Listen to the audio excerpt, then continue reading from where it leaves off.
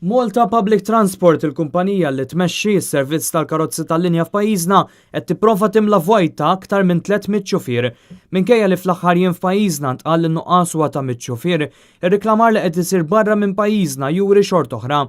Fil-fatt jirriżulta li n-nuqqas ta' ħaddiema u 3 darbit iktar minn dak maħsub. Riklam ippubblikat minn Pakistan Testing Service fil-Pakistan jgħid li Malta Public Transport trid 300 xufier ta' età bejn il-25 u l-40 sena. Jista' jkun ukoll li dan ir-riklam qed jikser il-liġi fuq bażi ta' diskriminazzjoni sesswali għaliex wieħed isib miktub speċifikament li x-xufiera jridu jkunu irġiel. Fl-istess riklam wieħed isib ukoll li tingħata preferenza iżda ma jingħadx li hija obbligatorja li l-applikanti jkunu jafu jikkomunikaw bl-Ingliż.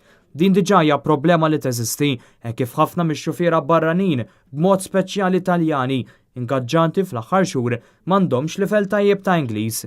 Dan il-vojt fil-ħaddiema qed iħalli impatt qawwi fuq is-servizz tal-linja f'pajjiżna tant li fl-aħħar jiem daħlu diversi rapporti ta' rotot li ma sarux.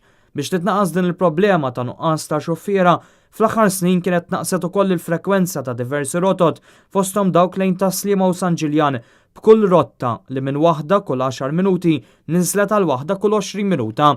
Kawża ta' dan saret xi ħaġa komuni li f'diversi ħinijiet mal-ġurnata il-passiġġieri jkunu ppakkjati sal-windscreen periklu għalihom f'każ ta' inċident.